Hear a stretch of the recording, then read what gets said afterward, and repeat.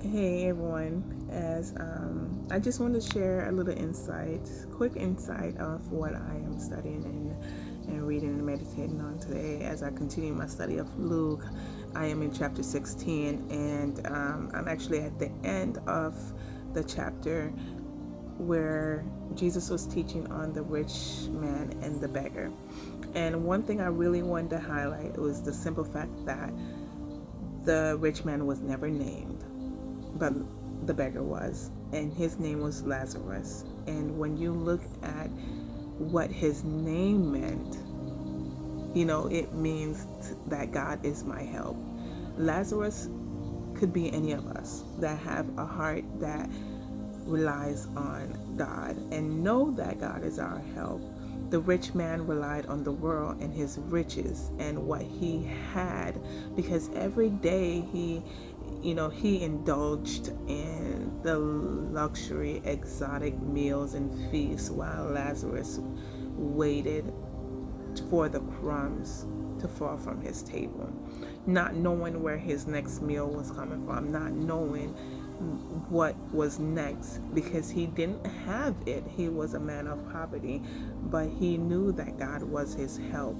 And it shows in the scripture the separation even after death because of our heart and how we treat people.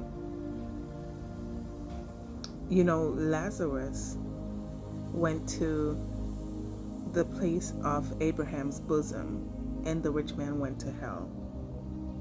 The rich man, he wasn't compassionate, he wasn't kind, he was a bad steward, he was not helpful, because Lazarus, who was in close proximity to him, did not, he looked down on. These are two men that lived in close proximity but in two different worlds. He did not take the time to go into the space of Lazarus. But that did not,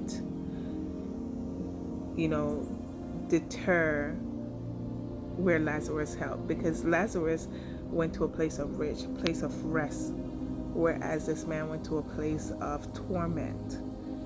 Both men went to their respective places because, not because of their status, but what they did when they were alive. It is important on how we live our life. Are we going to live a righteous life, or are we going to live an unrighteous life? And the thing about the scripture is that it tells us that there was a great separation, a fixed separation between where both men ended up. That to the point that Lazarus could not go to where the rich man was to even help him to quench his thirst. The rich man asked if Lazarus could even dip his finger in water and put it on his tongue. And he could not even do that. So there is a great separation. Sin is a great separation between the righteous and the unrighteous. How we live our life determine where we end up in the afterlife. So keep that in mind today when you know that you have more than enough and you know somebody who don't have enough. How are we stewarding even over what we have? Because this was also part of the many teachings that Luke wrote about in the scriptures. Many teachings that Jesus did with the multitudes and the disciples on how we steward even over what we have. And even in chapter 16, this was one of the big, this is the main, one of the main points of this chapter is how we steward over what we have. And I want us to keep that in mind today when we consider the rich man and the beggar. What did his name mean? Any of us could be a Lazarus based on our heart posture. Any one of us could be the rich man and not be named.